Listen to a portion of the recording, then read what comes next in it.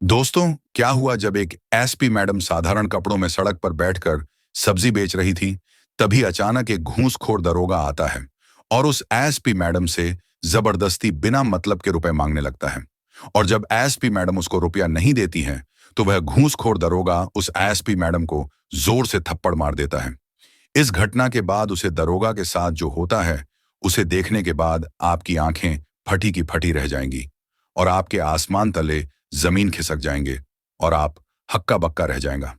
दोस्तों, उसे दरोगा ने बिना सोचे समझौता पर मार दिया। थोड़ी ही देर में उन्होंने देखा कि कैसे हर थोड़ी देर में पुलिस वाले आते, सब्जी वालों से हफ्ता वसूलते और उन्हें बेइज्जत करते। कोई कुछ नहीं कहता था क्योंकि डर सबके दिल में था। नेहा ने महसूस किया कि असली समस्या यही थी, भ्रष्ट अधिकारियों का जनता पर बेवजह अत्याचार। अभी तो देखती हूं कि यह सिलसिला कहां तक जाता है, उन्होंने मन ही मन सोचा। करीब 1 घंटे बाद एक पुलिस की जीप पास आकर रुकी। उसमें से एक दबंग दिखने वाला पुलिस अधिकारी उतरा। विजय सिंह, जो इलाके का दरोगा था, काला चश्मा लगाए, उसने इधर उधर देखा और फिर चिल्लाया, अरे ओ सब्जी वालों, हफ्ता निकाला कि नहीं? सब डर के मारे अपनी अपनी कमाई में से कुछ रुपये निकालने लगे। नेहा यह सब देख रही थी और अब समझ चुकी थी कि जनता क्यों डरती है। तभी विजय की नजर नेहा पर पड़ी। उसने गुस्से में कहा, अरे तू कौन है बे? पहली बार देख रहा हूं तुझे यहां। नेहा ने शांत स्वर में कहा, साहब, मैं बस अपना गुजारा चला रही हूं। विजय ने उसकी बात सुने बिना ही भड़क कर कहा, यह फुटपाथ तुम्हारे बाप की जागीर नहीं है, यहां बैठने के लिए टैक्स देना पड़ता है। नेहा ने मुस्कुराते हुए कहा, कौन सा टैक्स साहब? सरकार को देने वाला या आपको? यह सुनकर विजय अगबबूला हो गया। उसने बिना कुछ सोचे समझे नेहा को जोरदार थप्पड़ मार दिया। पूरी सड़क पर सन्नाटा छा गया। सब्जी वाले सहम गए, राहगीर भी ठहर गए। किसी को समझ नहीं आया कि अब क्या होगा। नेहा ने धीरे से अपने गाल को छुआ, फिर विजय की ओर देखा। उनकी आंखों में न कोई डर था, न गुस्सा, बस एक अडिग निश्चयत भी। एक पुलिस की गाड़ी तेजी से वहां आकर रुकी। उसमें से कुछ पुलिसकर्मी उतरे और सीधे नेहा के पास आए। उन्होंने सलाम ठोकते हुए कहा, मैडम, आप ठीक हैं? यह सुनते ही विजय सिंह के होश उड़ गए। उसने हड़बड़ाकर अपने आसपास देखा और फिर नेहा की ओर सवालिया नजरों से देखने लगा। तभी नेहा ने अपने सिर से दुपट्टा हटाया और पूरी सख्ती से बोली, दरोगा विजय सिंह, तुम जानते भी हो कि तुमने क्या किया? विजय की आवाज अटक गई। मैडम, हाँ, मैं तुम्हारी एएसपी नेहा राजपूत, और अभी अभी तुमने एक निर्दोष महिला को थप्पड़ मारा, बिना किसी गलती के, सिर्फ इसलिए कि वह तुम्हारे हफ्ते की बात नहीं मानी। यह तुम्हारे कर्तव्य की मर्यादा के खिलाफ है। अब विजय के पैरों तले जमीन खिसक चुकी थी। उसने तुरंत हाथ जोड़ लिए। मैडम, मुझसे बहुत बड़ी गलती हो गई, प्लीज माफ कर दीजिए। लेकिन नेहा का चेहरा कठोर था। उन्होंने अपने साथ आए पुलिसकर्मियों को आदेश दिया, इसे अभी सस्पेंड करो और इसकी पूरी जांच करवाओ। मुझे इस इलाके में हफ्ता वसूली का पूरा ब्यौरा चाहिए। विजय को तुरंत हिरासत में ले लिया गया। आसपास खड़े सब्जी वालों और राहगीरों ने पहली बार देखा कि न्याय सच में हो सकता है। वैष्णवी ने सादा सलवार कुर्ता पहना, अपने बालों को ढीला बांधा और चेहरे पर एक हल्का दुपट्टा लिया। उन्होंने सड़क किनारे एक छोटी सी टोकरी रखी जिसमें टमाटर, आलू, भिंडी और लौकी रखी थी। उनके आसपास कई और सब्जी वाले बैठे थे जो अपनी रोजी रोटी कमाने के लिए मेहनत कर रहे थे।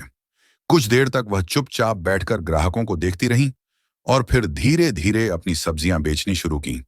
तभी उन्होंने देखा कि कुछ पुलिसकर्मी आकर सब्जी वालों से पैसे वसूलने लगे। कोई 50 रुपए दे रहा था तो कोई 100। वैष्णवी समझ गई कि यह हफ्ता वसूली हो रही है।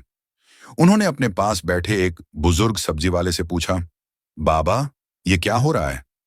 बुजुर्ग ने आह भरते हुए कहा, बेटा, हर हफ्ते इन्हें पैसे देने पड़ते हैं, नहीं तो ये हमें यहां से हटा देंगे या हमारा सामान फेंक देंगे। कौन लड़ सकता है इनसे? यह सुनकर वैष्णवी के अंदर गुस्से की लहर दौड़ गई। पुलिस जिसे जनता की सेवा करनी चाहिए, वही जनता को लूट रही थी। थोड़ी ही देर में एक पुलिस की जीप आकर रुकी। उसमें से एक लंबा चौड़ा घमंडी पुलिस अधिकारी उतरा, दरोगा विजय सिंह। उसने आते ही सब्जी वालों पर हुक्म चलाना शुरू कर दिया, जल्दी जल्दी पैसे निकालो, किसी को ज्यादा होशियारी दिखाने की जरूरत नहीं है। सब सब्जी वाले डर के मारे पैसे निकालने लगे, लेकिन वैष्णवी चुपचाप बैठी रही। विजय की नजर उन पर पड़ी। उसने गुस्से से कहा, तू कौन है रे? नई आई है क्या यहां? वैष्णवी ने शांत स्वर में कहा, साहब, मैं मेहनत करके अपना पेट पाल रही हूं। मैं किसी को कोई पैसा क्यों दूं? तभी पास में खड़ी एक काली गाड़ी का दरवाजा खुला और उसमें से दो पुलिसकर्मी निकले। उन्होंने तुरंत वैष्णवी के सामने सलाम ठोका और बोले, मैडम, आप ठीक हैं? ये सुनते ही विजय सिंह के चेहरे का रंग उड़ गया। उसने हड़बड़ाकर इधर उधर देखा और फिर वैष्णवी की ओर देखा। वैष्णवी ने धीरे धीरे अपने सिर से दुपट्टा हटाया और सख्त आवाज में कहा, दरोगा विजय सिंह, तुम जानते भी हो कि तुमने क्या किया? विजय की जुबान लड़खड़ा गई। मैडम, माफ कर दीजिए, मुझे नहीं पता था कि शहर का सबसे व्यस्त बाजार, गांधी मार्केट, हमेशा की तरह भीड़ से भरा हुआ था।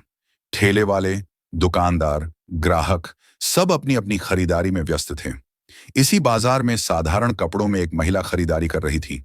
उन्होंने हल्के नीले रंग का सूती सूट पहना हुआ था, बालों को एक साधारण जूड़े में बांध रखा था और कंधे पर एक साधारण कपड़े का बैग टांग रखा था। देखने में वह आम गृहिणी जैसी ही लग रही थी, लेकिन असल में वह कोई आम महिला नहीं थी। वह थी सीमा राठौड़, इस शहर की एसपी यानी पुलिस अधीक्षक। वह सीमा मैडम एक ठेले वाले से सब्जियों के दाम पूछ ही रही थी कि तभी बाजार में हड़कंप मच गया। कुछ दुकानदार अपनी दुकानों के बाहर से हटने लगे, ठेले वाले अपने पैसे संभालने लगे और ग्राहक भी इधर उधर देखने लगे। आ गया फिर से, एक बुजुर्ग दुकानदार ने बुदबुदाया। सीमा ने चौंक कर चारों ओर देखा। एक हट्टा कट्टा लाल पीला चेहरा लिए एक आदमी पुलिस की वर्दी पहने बाजार में घुसा।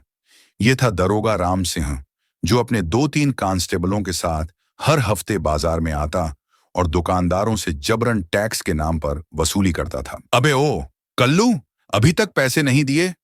राम सिंह ने एक गरीब फल विक्रेता पर चिल्लाते हुए कहा। साहब, अभी हफ्ता पूरा भी नहीं हुआ, मेरे पास पैसे नहीं हैं, बेचारा फल विक्रेता कांपते हुए बोला। राम सिंह ने गुस्से में उसकी टोकरी से 2-3 केले उठाकर मुंह में डाल ली और बाकी टोकरी को जमीन पर गिरा दिया। हमसे बहस करेगा? पूरा बाजार मेरी मर्जी से चलता है, समझा? अगर यहां व्यापार करना है तो हमें हफ्ता देना होगा। सीमा सब देख रही थी। उन्होंने ठेले वाले से धीरे से पूछा, ये आदमी हमेशा ऐसा करता है? ठेले वाले ने घबराकर इधर उधर देखा, फिर धीरे से बोला, हाँ मैडम, हर हफ्ते आता है और जबरन पैसे ले जाता है। कोई शिकायत भी नहीं कर सकता, वरना और ज्यादा परेशान करेगा। सीमा का खून खौल उठा। उन्होंने तुरंत आगे बढ़कर दरोगा के सामने खड़े होकर कहा, ये तुम क्या कर रहे हो? राम सिंह ने घूर कर देखा। तू कौन है रे? बीच में मत पड़, वरना तेरे ठेले का भी चालान कर दूंगा। सीमा मुस्कुराई। उन्होंने अपने पर्स से अपना आईडी कार्ड निकाला और राम सिंह के सामने लहराया। एएसपी सीमा राठौड़, अब बताओ, चालान कौन काटेगा? राम सिंह के चेहरे से अचानक रंग उड़ गया। उसने घबराकर इधर उधर देखा, लेकिन अब कोई भी दुकानदार उसकी मदद के लिए आगे नहीं आया। मैडम, आप यहां, वह हकलाने लगा। तो तुम हो इस बाजार में गुंडागर्दी करने वाले? अपनी ही वर्दी की इज्जत मिट्टी में मिला रहे हो? सीमा की आवाज में गुस्सा था। नहीं मैडम, बस थोड़ा टैक्स, मेरा मतलब, बस, सीमा ने तेज आवाज में कहा। तुम्हें लगता है कि वर्दी पहनकर तुम कानून से ऊपर हो सकते हो? कानून की रक्षा करने के लिए वर्दी दी गई है, न कि गरीबों को लूटने के लिए। सीमा ने पास खड़े एक कांस्टेबल को आदेश दिया, दरोगा राम सिंह को अभी गिरफ्तार करो। न्याय की जीत सुनते ही पूरा बाजार खुशी से गूंज उठा। कांस्टेबल ने राम सिंह की वर्दी से बैज उतारा और उसे हथकड़ी पहना दी। राम सिंह ने लोगों की ओर देखा, लेकिन आज कोई उसकी मदद के लिए आगे नहीं आया। यहां की जनता की मेहनत की कमाई अब लूटी नहीं जाएगी, सीमा ने जोर से कहा। अबे ओ, टैक्स नहीं भरा तूने? तेरा ठेला जब्त कर लूं क्या? दरोगा ने एक गरीब फल वाले को धमकाया। साहब, मैंने कल ही पैसे दिए थे, फल वाले ने डरते हुए कहा। बकवास बंद कर, जल्दी निकाल पैसे। सीमा मैडम चुपचाप देख रही थी। उन्होंने खुद को अभी तक जाहिर नहीं किया। तभी दरोगा की नजर उन पर पड़ी। तू कौन है री? ज्यादा देख मत, नहीं तो तेरा भी चालान काट दूंगा, दरोगा ने अकड़ते हुए कहा। सीमा मुस्कुराई और धीरे से पर्स से अपना आईडी कार्ड निकाला। बस बस, बहुत हो गया। कितने दिनों से यह गंदा खेल चल रहा है? सीमा ने कड़क आवाज में पूछा। मैडम, गलती हो गई, अब गलती की सजा भी भुगतनी पड़ेगी। सीमा ने मौके पर ही अपने साथ आए कांस्टेबल को इशारा किया। इसको तुरंत गिरफ्तार करो और थाने लेकर चलो। दरोगा की आंखों में डर था, लेकिन आज न्याय की जीत हुई थी। बाजार के लोगों ने तालियां बजाकर सीमा मैडम का धन्यवाद किया। उस दिन के बाद बाजार में किसी भी ठेले वाले या दुकानदार को गलत तरीके से परेशान करने की हिम्मत किसी ने नहीं की।